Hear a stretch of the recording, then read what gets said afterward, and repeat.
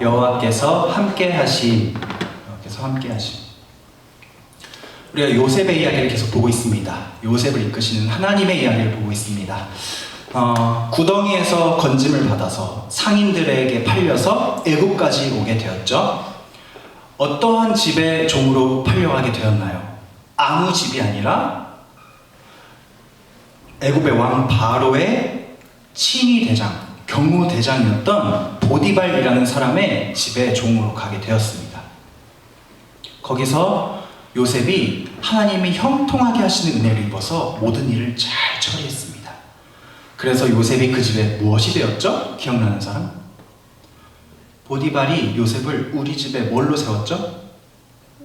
와우! 총무로 세웠죠. 우리 주양이에게 칭찬의 박수. 총무, 가정 총무로 세웠습니다. 그런 상황이에요. 여러분 기억을 잘 하고 계시네요. 자, 우리 오늘 이어지는 말씀을 그 보디발의 집 안에서 총무가 된 요셉의 이야기가 이어집니다.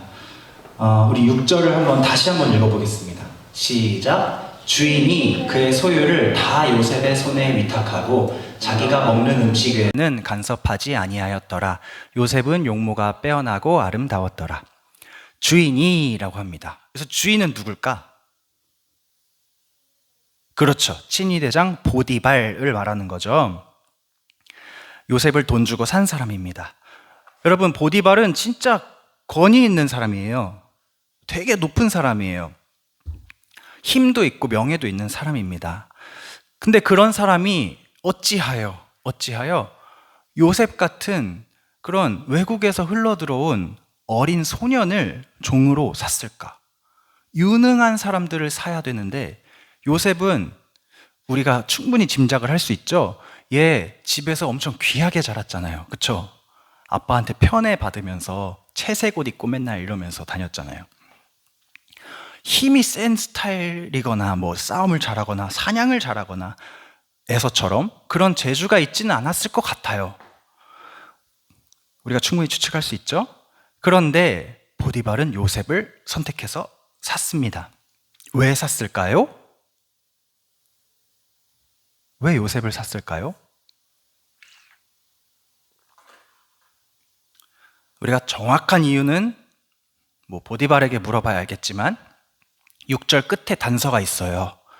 이렇게 한 줄을 적어줬죠. 성경이 요셉은 용모가 빼어나고 아름다웠더라. 요셉은 17세 소년이었지만 그리고 노예였지만 그의 용모, 외모가 좀 준수하고 잘생겼던 것 같아요. 아름다웠던 것 같아요. 그래서 보디발의 눈에 들었습니다. 쟤는 노예치고 귀티가 좀 나는데 우리 집에 어울릴 법한 노예인 것 같은데? 라고 생각을 했던 것 같아요. 그래서 요셉을 데려왔습니다.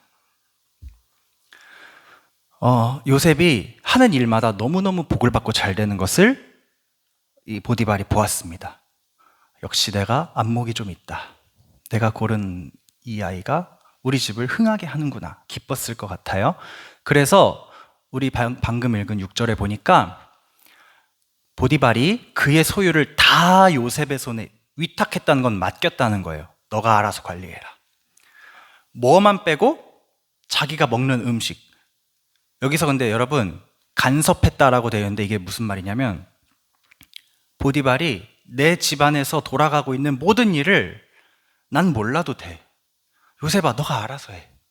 근데 자기가 먹을 거는 자기가 골라야 되잖아. 자기가 고르잖아요.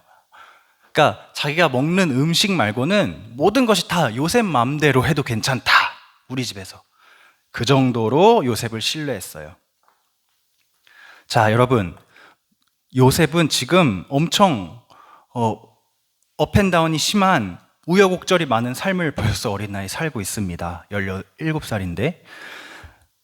근데 어쨌든 결과만 보면 노예예요, 노예. 채색 옷 입은 귀한 아들에서 노예가 된 거예요. 그럼에도 불구하고 오히려 이전보다 더욱더 많은 것들을 많은 일들을 하고 많은 영향력을 끼치는 자리에 올라와 있어요. 어떻게 이런 역전이 가능했을까? 요셉의 빼어난 외모 때문일까? 그렇게 볼 수도 있겠죠? 그 외모가 아니었다면 보디발에게 선택을 안 받았을 것 같아요. 요셉이 일을 잘해서일까요? 일 해보니까 내가 의외로 머리가 좋네? 일 잘했기 때문일까요? 그렇게 볼 수도 있죠. 실제로 일이 다 잘 됐으니까. 그러나 여러분, 오늘 우리는 성경이 분명히 말하는 요셉에게 이 역전이 일어난 원인을 정확히 봐야 돼요. 감사하게도 매우 많이 반복되어서 나옵니다. 성경을 펴세요. 여러분, 성경을 펴서 창세기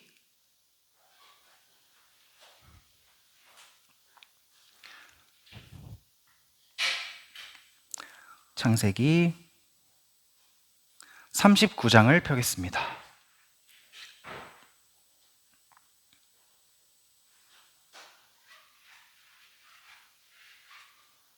창세기 39장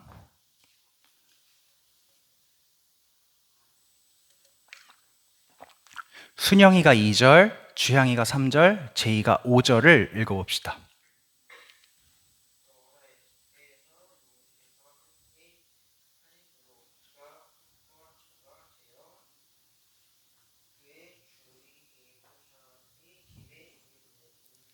아멘.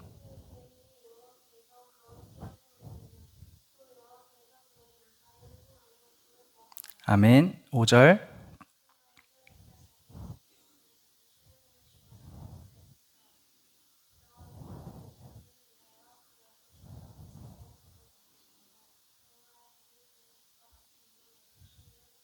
아멘. 여러분이 한 절씩 읽었는데 공통점이 있죠. 뭐예요? 여호와께서가 공통점이죠. 누가 말했어요? 제이가 말했니? 주영이가 말했니? 훌륭합니다. 여러분, 2절 여호와께서 요셉과 함께 하심으로, 3절 여호와께서 그와 함께 하심을 보며, 5절 여호와께서 요셉을 위하여 복을 내리심으로. 그러니까 요셉이 지금 이렇게 인생의 드라마틱한 변화를 겪고 있으면서도 형통한 이유는 뭐냐면 누가 그와 함께 계셔서? 누가 요셉과 함께 계셔서? 여호와 하나님이 함께 계셔서 꿈을 꿨죠. 가슴이 벅찬 꿈을 꿨죠. 형들한테 자랑을 했어요. 그런데 형들에게 미움만 사게 되었어요. 저 자식 죽이고 싶다라는 말까지 듣고 행동으로 옮기기까지 한 그런 큰 미움을 받았어요. 그 상황에서도 요셉과 누가 함께 계셨다고요? 여호와께서 함께 계셨다. 형들 찾아서 세겜까지 왔어. 근데 다 와서 길을 잃어버렸네? 어떡하지? 나 여기 모르는데? 그런데 그 순간에도 누가 요셉과 함께 계셨죠? 여호와께서 함께 계셨죠. 그래서 사람을 보내서 길을 알려주셨죠. 구덩이에 빠졌어요. 꼼짝없이 죽게 됐어요. 그 순간에도 누가 요셉과 함께 계셨죠? 여호와께서. 그래서 건짐을 받았어요. 노예로 팔려왔어요. 처음 와보는 애굽이란 나라까지 왔어요. 노예가 되었습니다. 게다가 으리으리한 집의 종이 되었습니다. 난생 처음 해보는 총무 일을 하게 되었습니다. 근데 그 일이 순탄하게 흘러갑니다. 누가 요셉과 함께 계셔서? 너희 입으로 말해보세요. 순영아, 누가 요셉과 함께 계셔서? 여호와께서. 주영아, 누가 요셉과 함께 계셔서? 여호와께서. 제이야, 누가 함께 계셔서? 여호와께서. 여러분, 우리는 우리 힘으로 아무것도 할 수 없는 위기의 순간들을 맞이합니다. 살다 보면 구덩이에 빠지기도 하고 미움을 받기도 하고 또 노예로 팔린 것처럼 마치 내 인생의 주인이 내가 아닌 것처럼 자꾸 끌려다녀야 되고 누가 시키는 것만 해야 되고 내가 원하는 것을 하지 못하고 오히려 내가 원하지 않는 것만 자꾸 해야 되는 답답한 삶을 우리가 살게 될 수도 있어요. 그런 상황이 옵니다. 그러나 여러분, 나와 늘 함께 계시는 여호와께서 언제나 나를 구원하시고 건지시기 위해서 우리에게 말씀하고 계세요. 오늘 이 본문을 통해서 얘야, 요셉을 보아라. 그는 구덩이에도 빠졌고 죽임을 당할 위기에까지 처했고 외국의 노예로 팔렸다. 그럼에도 불구하고 그는 형통하였다. 왜? 요셉을 지은 내가, 요셉의 영원한 아버지인 내가 그와 함께 있었기 때문이야. 너희들도 이처럼 내가 너와 함께 있는 것을 믿으며 어떤 상황에서도 나를 의지하여서 포기하지 말고 앞으로 주어진 상황에 최선을 다해서 형통한 삶을 살아라. 이렇게 말씀해 주시는 것입니다.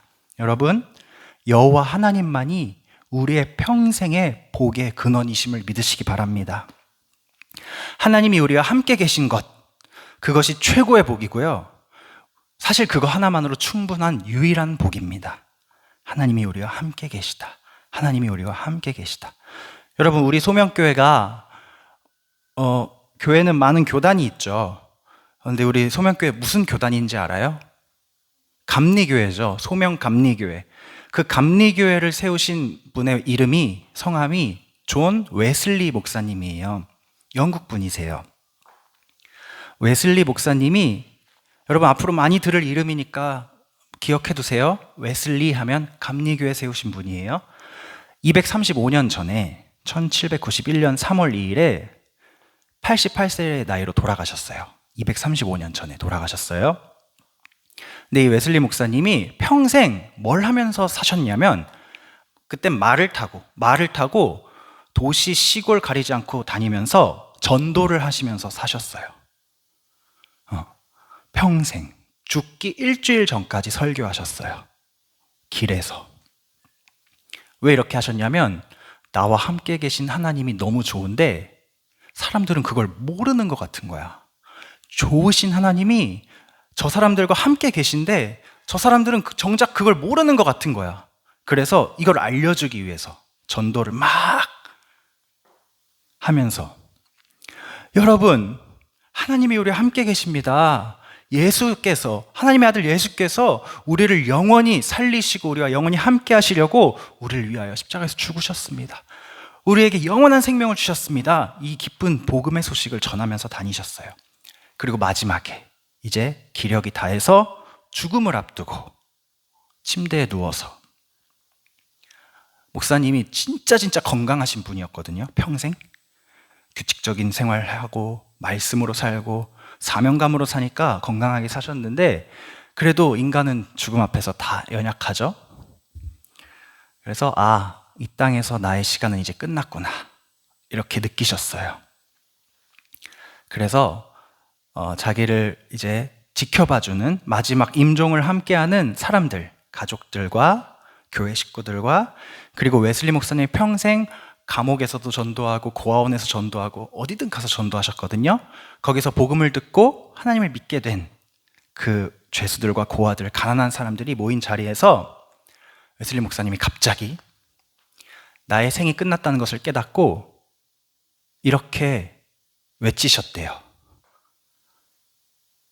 마지막 힘을 다해 두 팔을 하늘로 들어 올리고, 여러분, 가장 좋은 것은 하나님이 우리와 함께 계시다는 것입니다.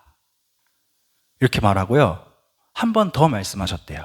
여러분, 눈을 보면서, 여러분, 가장 좋은 것은, 가장 좋은 복은 하나님이 우리와 함께 계시다는 것입니다.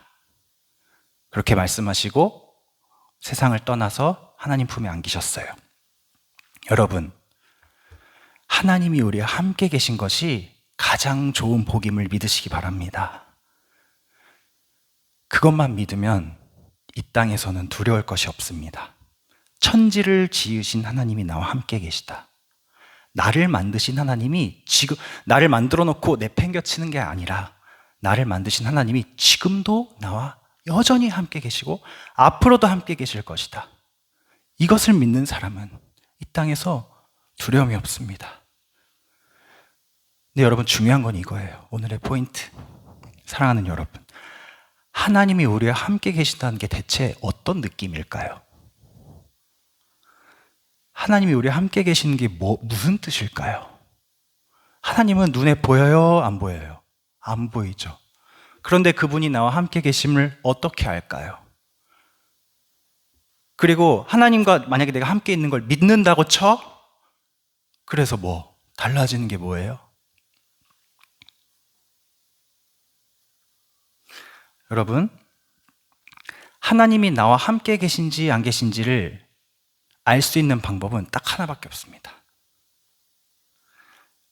하나님이 나와 함께 계심을 아는 사람은 하나님이 나와 함께 계심을 믿는 사람이에요.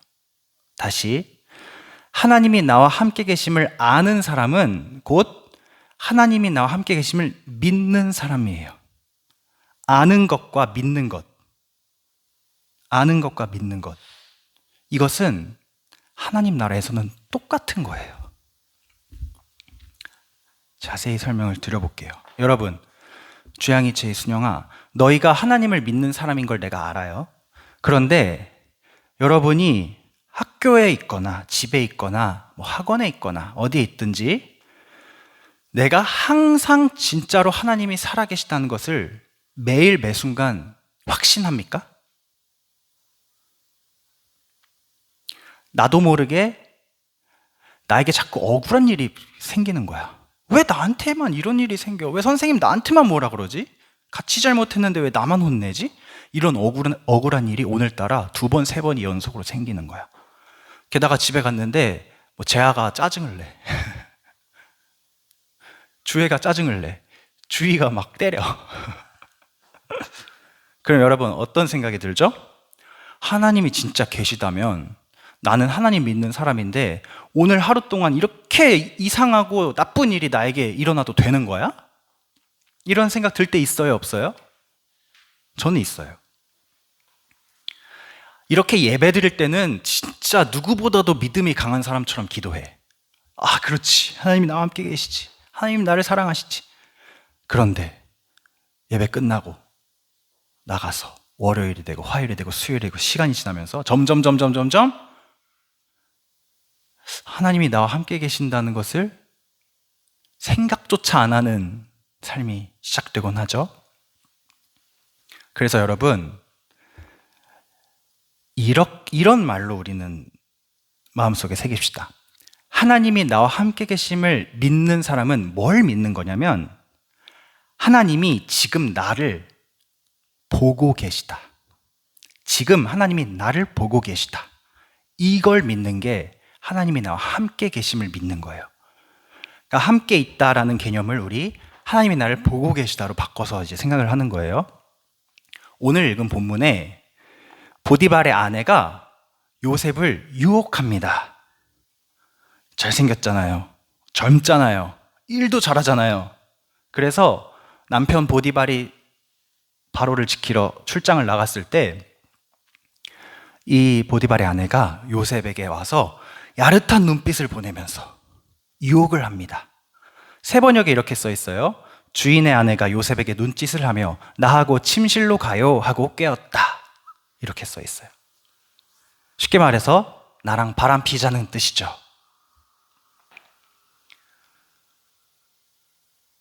용모가 빼어나고 아름다운 것 때문에 여러분 다 잘 되는 게 아니라 이런 죄의 자리에 유혹을 받기도 합니다.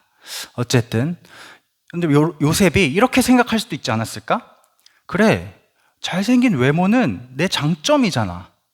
그러면 이거를 잘 활용해서 성공하는 데 쓰는 게 나의 지혜 아니겠는가? 한 번만 눈 딱 감고 저 여자의 말을 들어서 친해지면 혹시 저 여자가 보디발 주인님에게 설득을 해서 우리 요셉은 이제 저 밖에다가 집 한 채 지어서 자유인으로서 살면서 우리와 함께 협력하도록 합시다. 이런 식으로 나를 노예의 신분에서 꺼내줄 수도 있지 않을까? 내가 아무리 높이 올라가 봤자 가정의 총무가 끝인데 저 여인은 보디발의 아내는 주인인 보디발과 동급이잖아. 아내와 남편이니까. 그러니까 내가 이분이랑 친해지면 더 좋은 대우를 받을 수 있지 않을까? 이렇게 생각할 수도 있었겠지만 여러분, 오늘 요셉은 이런 유혹에 어떻게 반응합니까? 8절 읽어봅시다. 시작. 요셉이 거절하며 자기 주인의 아내에게 이르되 내 주인이 집안의 모든 소유를 간섭하지 아니하고 다 내 손에 위탁하였으니. 거절. 단칼의 거절. 귓등으로도 듣지 않아요. 왜냐?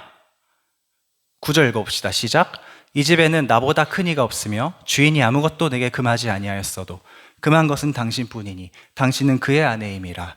그런즉 내가 어찌 이 큰 악을 행하여 하나님께 죄를 지으리까? 앞에 말은요, 그래도 이 사람이 주인의 아내이기 때문에 예의 있게 얘기해야 돼요. 야, 이 정신없는 사람아, 이렇게 얘기하면 안 돼요. 그래서 제가 어떻게 그렇게 하겠습니까? 당신은 내 주인의 아내이고, 그것은 즉 당신이 내 주인이란 뜻이고, 이렇게 막 설명을 해요. 근데 요셉이 진짜로 여기서 유혹을 단칼에 거절할 수 있는 이유, 거절하고 싶은 이유는 뭐냐면 마지막에 있는 거예요. 내가 어찌 이 큰 악을 행하여 하나님께 죄를 지으리까? 이 말을 보디발의 아내가 잘못 알아듣고 한 번 더 유혹합니다.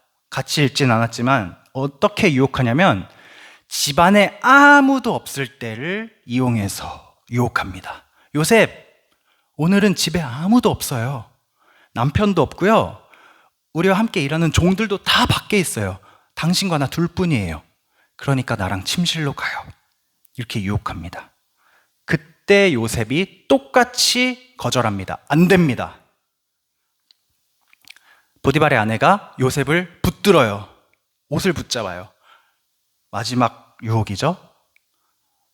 옷을 붙드는 그 순간 요셉이 그 옷을 지체 없이 벗어서 버리고 그 집을 나옵니다. 여러분, 요셉이 왜 이렇게 했을까? 어떻게 이렇게 할 수 있었을까? 왜냐하면 요셉은 하나님이 자기와 함께 계심을 알았잖아요. 근데 더 정확하게는 요셉이 하나님이 지금 나를 보고 계심을 믿었기 때문에, 비록 이 여인의 남편인 보디발은 저기 나가 있어서 날 보고 있지 않고, 함께 일하는 종들도 아무도 없어서 아무도 나를 보고 있지 않아서 내가 오늘 눈 딱 한 번만 감고 죄 지어도 아무 증거도 없고 아무런 내 삶에 지장이 없을 만한 상황임에도 불구하고 요셉은 아니지, 하나님이 나를 보고 계신데 어떻게 내가 죄를 지을 수 있는가? 하나님이 나를 보고 계신데, 하나님이 나와 함께 계신데 어떻게 내가 악을 행하겠는가? 이 믿음을 가지고 죄의 자리를 떠납니다. 그래서 감옥에 들어가게 됩니다. 누명을 쓰고. 그건 다음 주에 볼 거예요. 사랑하는 우리 중고등부 여러분, 하나님께서 요셉의 이 정직하고 의로운 행동을 기쁘게 바라보고 계십니다. 그래서 요셉은 감옥에 들어가서도 형통한 삶을 살게 됩니다. 그러니까 여러분, 중요한 것은 우리가 어디에 있느냐가 중요한 게 아니에요. 우리의 상황이 얼마나 어려워지느냐가 중요한 게 아니에요. 제일 중요한 것, 유일하게 중요한 것은 내가 하나님이 살아계셔서 함께 계셔서 나를 지금 이 순간에도 보고 계심을 믿고 하나님 앞에 선 단독자로서 정직하고 의롭고 하나님이 기뻐하실 만한 일들을 하기 위해서 살고 있는가? 그렇게 사는 사람이 형통한 삶을 누리는 거예요. 우리 한 사람 한 사람, 교회 안에서뿐만 아니라 교회 밖에서도, 집에서도, 학교에서도, 학원 어디에서도 하나님이 우리를 보고 계심을 믿으며 그 눈은 혼내시려고 감시하시는 눈이 아니라 우리를 너무 사랑하셔서 우리가 죄와 사망의 자리에 가지 않도록 지키시기 위해 불꽃같이, 꺼지지 않는 불꽃 같은 눈으로 우리를 지켜보시는 하나님의 사랑임을 기억하면서 여러분, 하나님 앞에 올바르게 살아가시는 우리 한 사람 한 사람 되기를 간절히 축복합니다. 기도하겠습니다. 사랑의 하나님 아버지, 감사합니다. 여호와께서 함께 하심, 그것만을 믿고 나아갔던 요셉에게 비록 상황적으로는 어려움이 계속되었지만 그래도 그는 형통하였고, 그는 평안하였고 안전하였고, 그는 하나님의 기쁨이 되었습니다. 그렇게 살 수 있었던 요셉의 비결을 우리가 보았습니다. 여호와께서 항상 나를 지켜보고 계심을 그는 믿었습니다. 하나님, 우리 한 사람 한 사람도 역시 나를 지으시고 나를 이 자리에 오게 하신 하나님께서 지금도 나를 지켜보고 계시며 그 사랑의 눈으로 나를 인도하고 계심을 믿을 수 있는 믿음을 우리 안에 허락하여 주시옵소서. 그리하여서 정말 의로운 삶, 사람들이 보고 있지 않아도 하나님이 보고 계시기에 하나님이 원하시는 행동을 하는 그런 하나님이 기뻐하시는 삶을 살아가는 우리 모두가 되게 하여 주시옵소서. 우리 이런 기도 제목 가지고 하나님, 내가 더욱 하나님이 나와 함께 하심을 믿기 원해요. 하나님이 나를 지켜보고 계심을 믿고 알고 또 그대로 행동하며 살아가기를 원해요. 그래서 내가 하나님의 기쁨이 되기를 원해요. 우리 이런 기도 제목과 가지고 함께 주님 앞에 기도하면서 나가겠습니다. 사랑의